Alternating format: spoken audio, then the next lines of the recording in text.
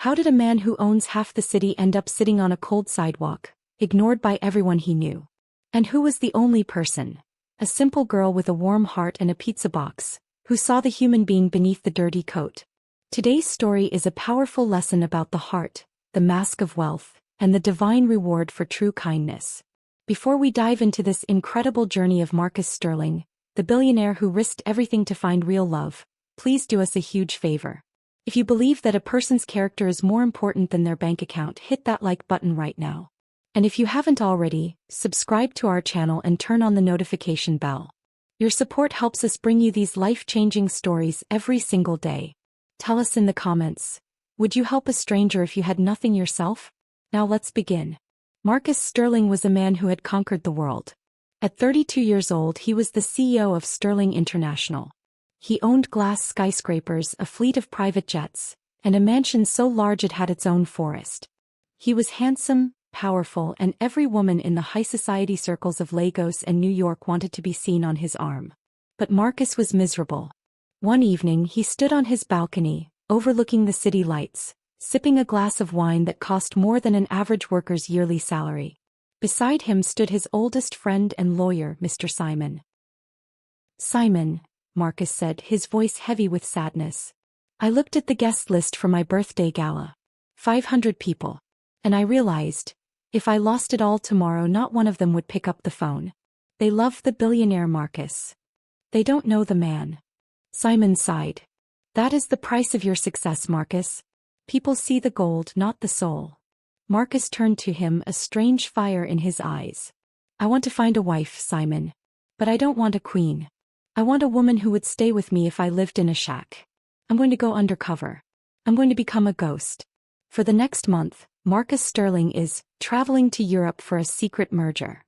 "In reality, I will be James, a man with no home, no money, and no hope." Simon looked shocked. "Marcus, that's madness. The streets are dangerous. You've never spent a night without silk sheets." "Then it's time I learned," Marcus replied firmly. "Hide my main accounts. Open a small secret fund only you can access.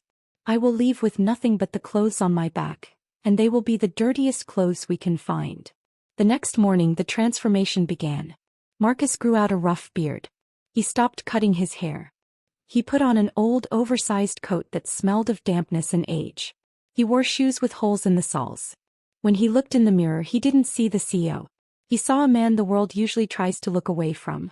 He took a bus to the other side of the city, the part where the skyscrapers didn't shine. He sat on a piece of cardboard outside a high-end shopping mall. This was his test. He knew that some of the women he had been dating frequented this mall. The first woman to arrive was Isabella. She was a top fashion model Marcus had seen 3 times. She always told him he was the most important thing in her life. As Isabella walked toward the mall, draped in furs and carrying a handbag that cost $10,000, Marcus, acting as James, stretched out a trembling hand. "Please, ma'am," he whispered, his voice dry. "I haven't eaten in 2 days. Anything helps." Isabella stopped. She didn't look into his eyes. She looked at his dirty hand near her expensive shoes. "Ugh. Gross," she screamed, jumping back as if he were a poisonous snake. "Security. Why is this trash sitting right in front of the entrance? He's ruining the atmosphere. Get this creature away from me before I vomit." The security guards rushed. Marcus felt the sting of the concrete on his knees, but the sting in his heart was deeper. He rolled a single tear, not from pain, but from the realization of Isabella's cruelty. He checked her name off his mental list. Isabella didn't love him. She loved the fur coats he could buy her. Days passed. Marcus moved from the mall to a quiet corner near a local pizza shop called Mamma Mia's. It was a humble place, far from the 5-star restaurants he was used to. The nights were getting colder. Marcus was actually starting to feel the reality of his disguise. He was hungry. His stomach groaned with a sharp, biting pain. He had spent 48 hours without a proper meal, wanting to see if anyone would notice his suffering. Rich men in suits walked past him. They looked at their watches. They looked at their phones. They looked through him as if he were made of glass. "I am a human being," Marcus thought, shivering under his thin coat. "I am the man who provides jobs for thousands, and yet in this coat I am invisible." Suddenly the sky turned dark and a heavy rain began to pour. The cold water soaked through Marcus's rags in seconds. He moved closer to the wall of the pizza shop trying to find a bit of cover. Just then a sleek red sports car pulled up. Out stepped Chloe, a popular socialite who had been trying to get Marcus to propose to her for months. She was running into the pizza shop to pick up a gourmet order. Marcus decided to try one more time. "Chloe," he whispered almost to himself, then corrected, "Please, Mississippi. So cold. Could you spare $1 for a hot tea?" Chloe paused. She looked at him with a face full of mockery. "$1? Why should I give you my hard-earned money? My father says people like you are just lazy. If you want tea, go get a job. Or better yet, go find a bridge to hide under. You're getting mud near my car." She reached into her purse, but she didn't pull out money. She pulled out a half-eaten chocolate bar and threw it into a puddle of muddy water near his feet. "There," she laughed. "Go fishing, beggar man." She slammed the door of the shop. Marcus stared at the chocolate bar dissolving in the dirt. He felt a deep sense of shame, not for himself but for the world he had lived in. He had sat at dinner table, but then the door of the pizza shop opened again. It wasn't Chloe. It was a young woman wearing a faded Mamma Mia's uniform and a delivery cap. Her name was Maya. She carried a large stack of boxes toward her old, beat-up scooter. Maya stopped when she saw Marcus. She didn't look disgusted. She didn't look away. She looked at his shivering frame, his blue lips, and his soaked shoes. "Oh my goodness," she said, her voice soft and full of genuine worry. "You're freezing." She set her delivery boxes on the scooter and walked over to him. Marcus looked up, expecting her to tell him to move. Instead, she took off her own thin windbreaker jacket and draped it over his shoulders. "I don't have much," Maya said, "and I'm already late for my delivery, but I can't leave you like this." She ran back inside the shop and returned a minute later holding a small white box. It was a fresh, personal-sized pepperoni pizza. "The boss was going to throw this out because the crust is a little burnt," she lied with a warm smile. "But it's still hot. Please eat it. It will help your body stay warm." Marcus took the box. The heat from the cardboard felt like the most luxurious thing he had ever touched. "Thank you," he rasped. "But, don't you need this? You look tired yourself." Maya laughed, and it was the first honest sound Marcus had heard in weeks. "I've been working since 5 a.m. and this is my third job, so yeah, I'm a little tired. But I have a roof over my head tonight. You don't. That makes me richer than you right now, doesn't it?" She reached into her pocket and pulled out 2 crumpled $5 bills. "This was my only tip from the last hour. Go to the train station down the street. They let people stay in the waiting area when it rains. Buy a coffee and stay dry, okay? Promise me." Marcus looked at the money. He knew that for a girl like Maya, $10 was the cost of her dinner. "I promise," Marcus said, his voice trembling, not from the cold but from emotion. Maya patted his hand, his dirty, rough hand, and ran back to her scooter. As she drove off into the rain, Marcus sat there holding the pizza box. He hasn't eaten it yet. He just watched her tail light disappear. "I found her," he whispered. "I found the one." The next day Marcus didn't go home. Instead he stayed near Mamma Mia's. He wanted to know more about Maya. He spent the next week watching her from his spot on the sidewalk. He saw that Maya was the first to arrive and the last to leave. He saw how she treated the grumpy old man who owned the shop with respect, even when he yelled at her. He saw her give her own lunch to a stray dog. But he also saw the struggle. One afternoon, a man in a sharp suit, a debt collector, approached Maya as she was loading her scooter. "Miss Davis," the man said loudly, "your mother's medical bills are 3 months behind. If you don't pay the next $500 by Friday, the hospital will stop her treatments. Do you understand?" Maya's face went pale. She looked like she wanted to cry, but she pushed the tears back. "I'm working as much as I can, sir. I took a night shift at the warehouse. Please just give me a few more days." "Friday," the man snapped. Not a day later. He walked away, nearly knocking Marcus over. "Move it, hobo," he yelled. Maya stood there, leaning against her scooter, her shoulders shaking. Marcus wanted to stand up, throw off his rags, and hand her a check for $1 million right there. But he couldn't. Not yet. He had to see this through. He had to see if she would stay kind even when the world was crushing her. Marcus stood up and limped over to her. Miss, are you okay? Maya quickly wiped her eyes and put on a brave smile. Oh James, you're still around. I was worried about you. Did you find a place to sleep last night? I did, Marcus said. But you look like you carry the weight of the world. Maya sighed, sitting on the curb next to him. She didn't care that he was homeless. She didn't care about the smell or the dirt. It's just life, James, she said. My mom got sick a year ago. She's the most wonderful woman. He was a teacher. She spent her life helping kids and now, the system is just letting her fade away because we don't have the right insurance. It feels like money is the only thing that matters to people anymore. Marcus looked at her deeply. Not everyone. Marcus felt a lump in his throat. This was the woman Isabella and Chloe could never be. Friday will be okay, Maya, Marcus said softly. The universe has a way of looking after people like you. Maya smiled sadly. I hope so, James. I really hope so. But the test wasn't over. Marcus didn't know that his friends back in the billionaire world were starting to get suspicious. Isabella and Chloe, angry that Marcus wasn't answering their calls, had hired a private investigator to find out where he was. And when they find him sitting in the dirt with a pizza girl, they decide to hatch a plan to humiliate them both. While Marcus was learning the depth of Maya's heart, a storm was brewing in the world of the elite. Isabella and Chloe, the two women Marcus had rejected in his mind, were not used to being ignored. They were used to being chased, adored, and showered with gifts. It's been 3 weeks, Chloe hissed, pacing back and forth in Isabella's marble-floored dressing room.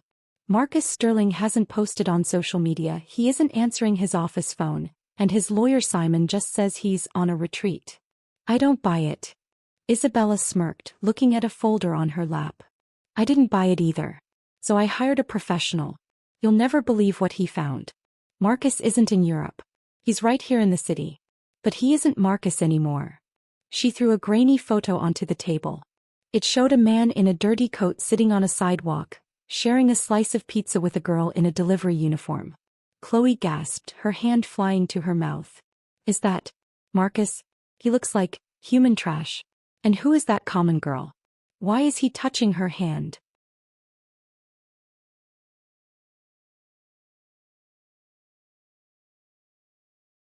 The investigator says he's been living like a beggar for weeks, Isabella said, her voice dripping with venom.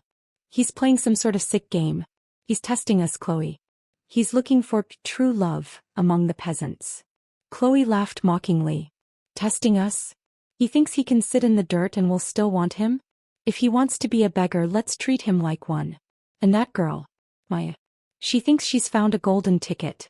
Let's show her what happens when a little bird tries to fly with eagles. The two women hatched a plan. It was the week of the annual Diamond Gala, the biggest social event of the year. Every wealthy person in the city would be there. They decided that Friday, the day of Maya's deadline, would be the day they ended this test, with a humiliation the city would never forget. Friday morning arrived.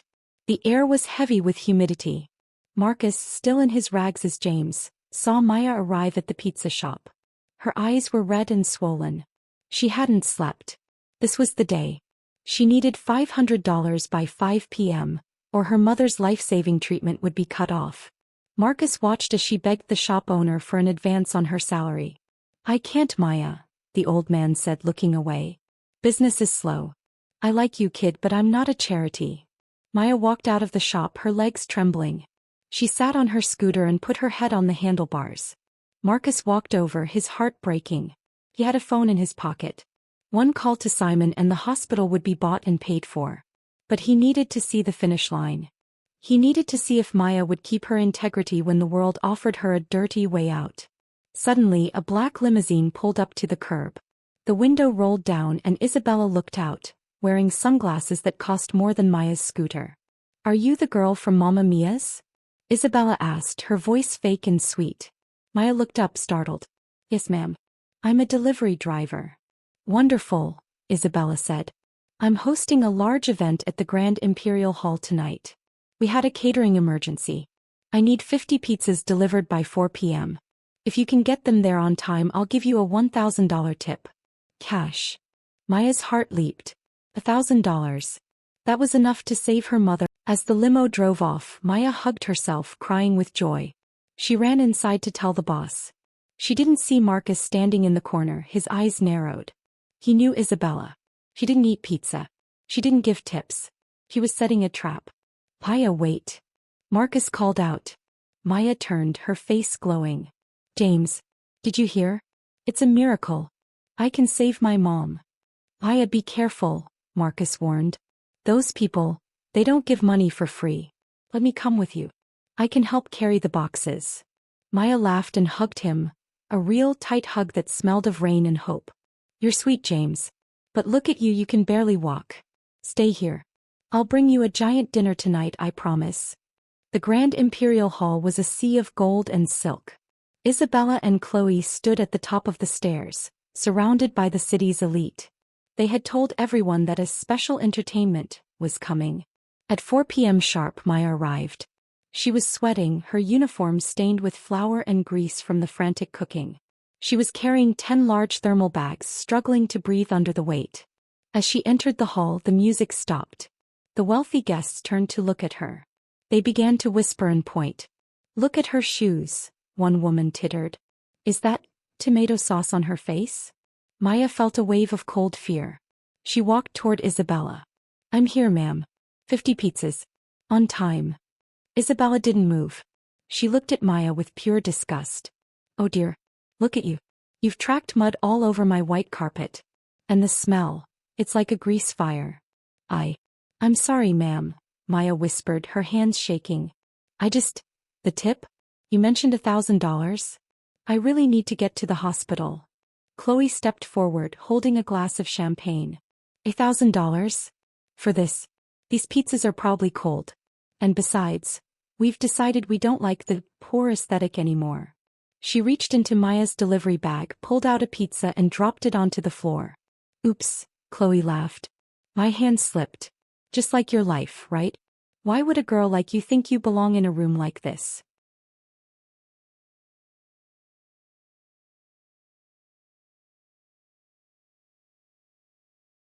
The guests began to laugh. Isabella leaned in close to Maya's ear. We know about you, Maya. And we know about your little James. We saw you with him. Did you think you could use a homeless man to get close to the sterling name? Did you think he was your way into our world? Maya was crying now, the tears carving paths through the flour on her cheeks. James has nothing to do with this. He's a good man. He's a better man than anyone in this room. He's a loser. Isabella screamed, her face contorting with rage. And you're a thief. I never ordered these pizzas. I'm calling the police. You broke into this hall to harass us. Maya backed away, clutching her empty hands. No, please. My mom, she's waiting. Suddenly, the heavy oak doors at the back of the hall thundered open. A man walked in. But he didn't look like James. He was wearing a charcoal gray Italian suit that fit his broad shoulders perfectly. His hair was slicked back, his beard was trimmed to precision, and his eyes were like cold steel. Behind him walked Simon, the most feared lawyer in the country, and 10 security guards in black suits. The room went deathly silent. Marcus. Isabella gasped, her face turning gray. Marcus Sterling? You're back. Oh, Marcus, thank God. This crazy girl broke in and... Marcus didn't even look at her. He walked straight to Maya, who was trembling on the floor next to the ruined pizza. He knelt in the dirt, the same way he had on the sidewalk, and took her hands. James. Maya whispered, her voice cracking. Is that you? Marcus gave her the same warm smile she had given him in the rain. I told you Friday would be okay, Maya. I told you the universe looks after people like you. He stood up, pulling Maya to her feet. He took off his $5,000 blazer and wrapped it around her stained uniform. Marcus turned to the crowd. The power radiating from him was so intense that people actually backed away. Isabella. Chloe, he said, his voice low and dangerous. I've spent the last month sitting on the sidewalk. I've been kicked, I've been spit on, and I've been offered a half-eaten chocolate bar from a puddle by the woman who claimed she wanted to spend her life with me. Chloe began to shake. Marcus, it was a joke. We didn't know it was you. That's the point, Chloe. Marcus thundered, his voice echoing off the gold-leafed ceiling. You only treat people with respect if you think they can buy you a car. But this girl, Maya. She saw a man with nothing. She saw a man who smelled of the streets. And she gave him her jacket. She gave him her dinner. She gave him the only $10 she had in the world because she thought I needed it more than her. He looked at Simon. Simon, did you make the arrangements? Simon stepped forward, opening a folder. Sir. Maya's mother has been moved to the Sterling private wing. The best surgeons in the country are with her now. Her bills are paid for life. And as for Mamma Mia's, you now own the building. Maya is the new owner of the property. Maya gasped, her hands over her mouth. James. Marcus. I don't know what to say. You don't have to say anything, Marcus said gently. He then looked at the crowd, specifically at Isabella and Chloe. As for the rest of you, this gala is over. And so are your contracts with Sterling International. Isabella, your modeling agency is a subsidiary of my company. Consider your contract terminated for moral turpitude. Chloe, your father's firm relies on my investments. I withdrew them 5 minutes ago. Marcus, please. Isabella wailed, falling to her knees and grabbing at his trousers. I love you. I was just protecting our world. Marcus looked down at her with pity. You don't know what love is, Isabella. You love gold. Maya loves the man. Guards, clear the hall. I want to enjoy a pizza with my future wife. The hall cleared within minutes. The elite scurried away like rats in the light. Marcus and Maya were left alone in the massive, silent room. Marcus picked up one of the pizzas that hadn't been ruined. He sat on the floor of the gala hall, right there on the expensive white carpet, and patted the spot next to him. I'm still James, Maya, he said softly. I just have better clothes now. Does it change anything? Maya looked at him, then at the blazer around her shoulders, then at the pizza. She sat down next to him and took a bite. You still owe me $10, she said, a small, beautiful smile breaking through her tears. Marcus laughed. A real billionaire's laugh that finally felt full. I think I can manage that. And a lot more.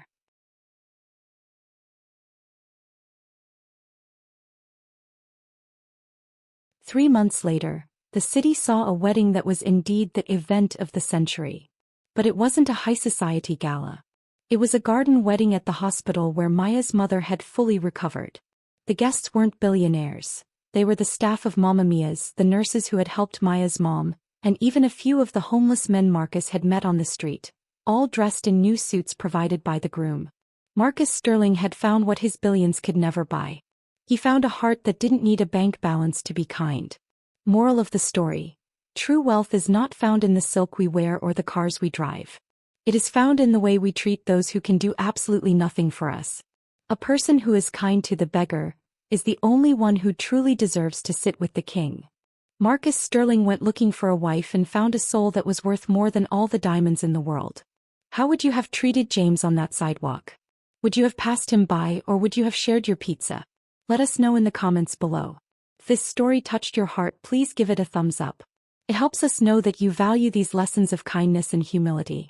Don't forget to subscribe to the channel so you never miss our next life-changing story. And remember, never judge a book by its cover, for you might just be walking past a miracle. Thanks for watching, and we'll see you in the next one.